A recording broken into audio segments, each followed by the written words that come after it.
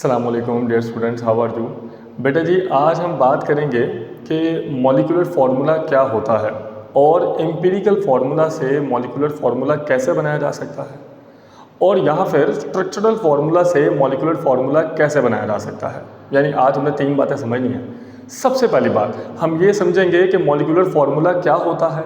दूसरी बात हम ये समझेंगे कि एम्पिरिकल फार्मूला अगर तुम्हें दे दिया गया हो तो एम्पिरिकल फार्मूला से मॉलिक्यूलर फार्मूला कैसे बनाओगे, और या फिर तुम्हें स्ट्रक्चरल फार्मूला दे दिया गया हो तो स्ट्रक्चरल फार्मूला से मॉलिक्यूलर फार्मूला कैसे बनाएंगे। तो आइए ज़रा बात करते हैं। अच्छा, सबसे पहली बात बेटा जी हमें ये पता होना चाहिए कि एम्पिरिकल फार्मूला क्या होता है। एम्पिरिकल फार्मूला किसी भी चीज़ का सिंपलेस्ट फार्मूला होता है, ये किसी भी चीज़ का सादा तरीन फार्मूला होता है। यह एम्पिरिकल फार्मूला तुम्हें ये बता सकता है कि किस चीज़ में क्या क्या मौजूद है। जैसे कि empirical formula of benzene is CH। बेटे जी बेंजीन का एम्पिरिकल फार्मूला होता है CH। अब एम्पिरिकल फार्मूला तुम्हें ये बता रहा है कि बेंजीन के अंदर कार्बन भी मौजूद है, हाइड्रोजन भी मौजूद है, मगर कितने कार्बन है कितने हाइड्रोजन है वो नहीं बता पा रहा। अब इसमें कितने कार्बन है कितने हाइड्रोजन है वो हमको बताता है मॉलिक्यूलर फार्मूला। तो मॉलिक्यूलर फार्मूला कहेगा भाई साहब बेंजीन का फार्मूला होता है C6H6। इसमें 6 कार्बन होते हैं और 6 हाइड्रोजन होते हैं। क्लियर है। तो एम्पिरिकल फार्मूला तुम्हें यह बताता है कि किस चीज़ के अंदर या किसी चीज़ के अंदर क्या क्या मौजूद है, मगर वो कितना कितना मौजूद है वो बताता है मॉलिक्यूलर फार्मूला। तो अगर तुम्हें एम्पिरिकल फार्मूला दे दिया गया हो तो उसको मॉलिक्यूलर फार्मूला में कैसे कन्वर्ट करेंगे, आइए जरा बात करते हैं। अच्छा, सबसे पहली बात अगर बेटा तुमको एम्पिरिकल फार्मूला दे दिया गया है, तुम उस एम्पिरिकल फार्मूला को n से मल्टीप्लाई कर दो, और अगर तुम n से मल्टीप्लाई कर दोगे तो मॉलिक्यूलर फार्मूला आ जाएगा। बड़ा आसान है। मैं तुमको एम्पिरिकल फार्मूला दूंगा, तुम उसको n से मल्टीप्लाई कर देना। अब जैसे तुम उसको n से मल्टीप्लाई करोगे तो मॉलिक्यूलर फार्मूला बन जाएगा। अब सवाल ये कि n भाई साहब क्या चीज़ है, मतलब ये n क्या चीज़ है भाई। तो n बड़ी खतरनाक चीज़ है और इसको जरा हमें समझना पड़ेगा। n बेटा होता क्या है, n है हमारे पास molar mass divided by empirical formula mass. अच्छा, जो मोलर मास है ना, यानी किसी चीज़ का वजन, ये बेटा आपको क्वेश्चन में गिवन होगा, तो परेशान होने की जरूरत नहीं है, ये हम तुमको खुद ही लिख देंगे क्वेश्चन के अंदर। एम्पिरिकल फार्मूला मास ये तुमको खुद कैलकुलेट करना होगा, यानी ये तुमको खुद निकालना है। तो मैंने दो बातें आपको की हैं। एक चीज़ आपको क्वेश्चन में दी होगी, अब जो दी हुई है उसको रख दो ऊपर, और जो तुम खुद निकालोगे उसको रख देना नीचे, तो आपके पास n आ जाएगा। अब एक दफ़ा तुम्हारे पास n आ गया, उसको एम्पिरिकल फार्मूला से मल्टीप्लाई कर दो तो भाई साहब मॉलिक्यूलर फार्मूला आ जाएगा। समझे। एक जरा क्वेश्चन करते हैं। The empirical formula of hydrogen peroxide is HO। बेटा जी किसी चीज़ का या हाइड्रोजन पेरोक्साइड का एम्पिरिकल फार्मूला क्वेश्चन में दिया हुआ है HO। अच्छा, इसका जो मोलर मास है वो दिया गया है 34। मैंने क्या बोला था, जो क्वेश्चन में दिया गया होगा उसको रख देना है ऊपर, और जो तुम निकालोगे उसको रखना है नीचे। तो पहले जरा n निकालते हैं। n बेटा जी कैसे निकालेंगे, जो क्वेश्चन में दिया है उसको रख दो ऊपर, 34 मोलर मास रख दिया ऊपर। अब हमने क्या निकालना है बेटा, हमारे पास एम्पिरिकल फार्मूला दिया कितना गया, हमारे पास एम्पिरिकल फार्मूला दिया है HO। अब तुम सबको ये बात पता है कि हाइड्रोजन के पास सिर्फ और सिर्फ एक प्रोटॉन होता है और एक इलेक्ट्रॉन होता है, और जब भाई एटम का वजन निकालते हैं तो एटम का वजन निकालते हुए उसके अंदर इलेक्ट्रॉन्स नहीं आते हैं, सिर्फ प्रोटॉन्स और न्यूट्रॉन्स आते हैं। अभी क्यों नहीं आते बेटा, वो एटॉमिक मास वाला वीडियो देखना पड़ेगा ना। आप मेरा एटॉमिक मास वाला वीडियो देख लो, उसके अंदर बताया गया। अभी फिलहाल याद रखना है कि हाइड्रोजन के पास सिर्फ और सिर्फ एक प्रोटॉन है। अब चूंकि इसके पास सिर्फ एक प्रोटॉन है तो इसका वजन भी हो गया 1।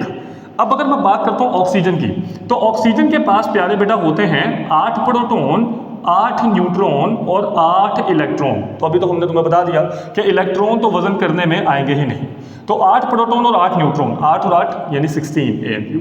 तो इसका मतलब यह है कि हाइड्रोजन का वजन हो गया 1 और ऑक्सीजन का वजन हो गया 16। तो 16 और 1 ये बेटा कितना निकला है, 16 + 1 17।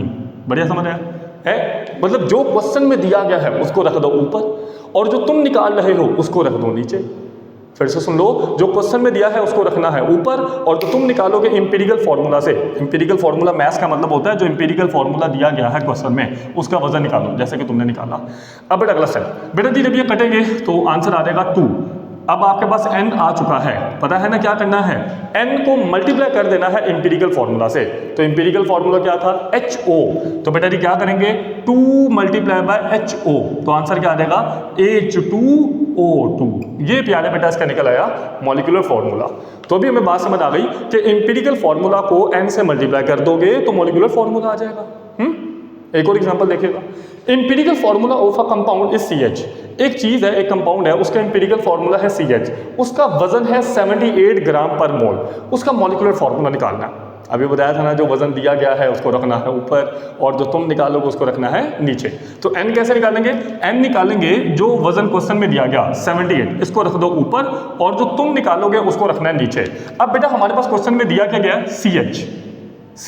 अभी मैंने तुम्हें बताया था कि हाइड्रोजन का वजन होता है 1, तो हाइड्रोजन का वजन तो हमें ऑलरेडी पता है। अब बात करते हैं कार्बन की। कार्बन के पास होते हैं 6 प्रोटॉन और 6 न्यूट्रॉन, तो 6 + 6 बेटा आंसर क्या आ गया? 12। तो 12 + 1 तो आंसर कितना आ गया? 13। अब ये है इंपीरिकल फॉर्मूला का मैथ, तो इसको प्यारे बेटा नीचे रख दो, तो आंसर आपके पास आ जाएगा 6। अब आपके पास n आ चुका है। अच्छा, एक दफ़ा आपके पास n आ जाए तो उसको मल्टीप्लाई इंपीरिकल फॉर्मूला से कर दो, यानी कि CH × 6, तो बेटा आंसर क्या आ जाएगा? C6H6। तो ये बन गया बेंजीन। क्लियर? अभी थोड़ा फील हुआ है? अभी तक हमने क्या समझा? हमने समझा कि अगर तुम्हें इंपीरिकल फॉर्मूला दिया गया हो, इंपीरिकल फार्मूला को मॉलिक्यूलर फार्मूला में कैसे कन्वर्ट करेंगे? कैसे करेंगे? इंपीरिकल फार्मूला को n से मल्टीप्लाई कर दो तो मॉलिक्यूलर फार्मूला मिल जाएगा। n कैसे निकालना है? जो वजन क्वेश्चन में दिया है उसको ऊपर रख दो और जो तुम निकालोगे उसको नीचे रख दो। ठीक है, तो n आ जाएगा, n को मल्टीप्लाई कर देना। अगली बात है, deduce the molecular formula from the structural formula, कि अगर बेटा जी आपको स्ट्रक्चरल फार्मूला दिया गया हो तो उसको मॉलिक्यूलर फार्मूला में कैसे कन्वर्ट करेंगे? तो आइए थोड़ा बात करते हैं। डिड्यूस का मतलब क्या होता है? टू फाइंड आउट, निकालना, फ्रॉम द गिवन डाटा। जो भी गिवन डाटा आपको दे दिया गया है उसमें से किसी चीज़ को फाइंड आउट करना। अच्छा, अभी हमने करना क्या है? सबसे पहले write down the structural formula. मैं स्ट्रिक्टली टेक्स्ट बुक को फॉलो कर रहा हूँ, जो आपकी टेक्स्ट बुक में एग्जाम्पल लिखी मैं वही दे रहा हूँ। तो यहाँ पर सबसे पहले तो बेटा हम ना सल्फ्यूरिक एसिड का स्ट्रक्चरल फार्मूला लिखेंगे। तुम सबको ये बात पता है कि जो सल्फ्यूरिक एसिड है वो केमिकल्स का राजा है, केमिकल्स का बादशाह है। तो आइए ज़रा देखते हैं कैसे लिखेंगे। सबसे पहले बेटा जी आपने लिखना है दरमियान में एक सल्फर। सल्फ्यूरिक एसिड लिखने के लिए दरमियान में एक सल्फर लिखें। सल्फर के इर्द गिर्द 4 ऑक्सीजन लगा दें। फिर से सुन लीजिए, सल्फ्यूरिक एसिड का स्ट्रक्चर बनाने के लिए दरमियान में सल्फर, सल्फर के इर्द गिर्द 4 ऑक्सीजन। अगला स्टेप, फिर बेटा जी इन सबको सल्फर के साथ चिपका दो। अब जो ऊपर वाला है और नीचे वाला है उसको डबल डबल बॉन्ड दे दो और जो साइडों वाले हैं उसको सिंगल बॉन्ड दे दो। मगर साइड वाले ऑक्सीजन बोलेगा अरे तो हमारे साथ बदमाशी चल रही है, ऊपर नीचे वालों को डबल बॉन्ड मिले हैं भाई साहब और हमको सिंगल मिले। आपको पता है ना ऑक्सीजन 2 बॉन्ड बनाता है। तो अब इसको स्टेबल करने के लिए एक हाइड्रोजन इसको दे दो और एक हाइड्रोजन इसको दे दो, एकदम बढ़िया स्टेबल हो गया। क्लियर है? दरमियान में सल्फर, सल्फर के इर्द गिर्द 4 ऑक्सीजन, ऊपर भी डबल बॉन्ड नीचे भी डबल बॉन्ड और साइडों पर सिंगल बॉन्ड। अब सिंगल बॉन्ड के साथ आप तुम एक हाइड्रोजन लगा दो, एकदम बढ़िया स्टेबल हो जाएगा। तो सबसे पहले write down the structural formula. हमने स्ट्रक्चरल फार्मूला लिख लिया। अगला step, count the number of atoms. बेटा जी इसमें ना एटम्स गिनो, एटम्स गिनो। जैसे इसके अंदर हाइड्रोजन कितने हैं? 2। अच्छा, इसके अंदर सल्फर कितना है? 1। और ऑक्सीजन कितने हैं? 1 2 3 4, 4 ऑक्सीजन। तो मैंने सबसे पहले स्ट्रक्चर लिखा, उसके बाद जो जो इसके अंदर एटम्स है मैंने काउंट कर दिए। राइट द सिंबल्स, इनके सिंबल्स लिखो। जैसे हाइड्रोजन का सिंबल होता है H, सल्फर का सिंबल होता है S और ऑक्सीजन का सिंबल होता है 4 O सॉरी। याद रखिएगा सिंबल का मतलब होता है जिससे किसी एलिमेंट को रिप्रेजेंट करते हैं।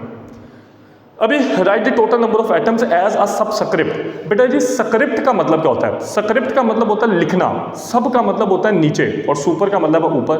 तो सुपर स्क्रिप्ट ऊपर लिखना, सब स्क्रिप्ट नीचे लिखना। तो जब बेटा हम एटम्स को काउंट कर लेते हैं ना तो उनके जो नंबर हैं उनको आपने सबस्क्रिप्ट बनाकर लिखना है। जैसे हाइड्रोजन कितने काउंट हुए थे? 2, तो इसको नीचे करके लिख दो। सल्फर कितने काउंट हुए थे? 1, तो इसको नीचे करके लिख दो। ऑक्सीजन कितने काउंट हुए थे? 4, तो इसको भी नीचे करके लिख दो।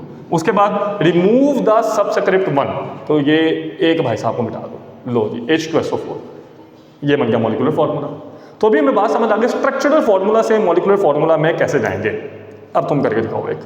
बेटा जी हमारे पास है CH3 C double bond O OH। ये बेटा हमारे पास होता है एसिटिक एसिड, सिरका।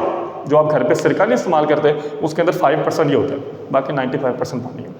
वीडियो को पॉज कर लो और इतना करके दिखाओ। कर लिया?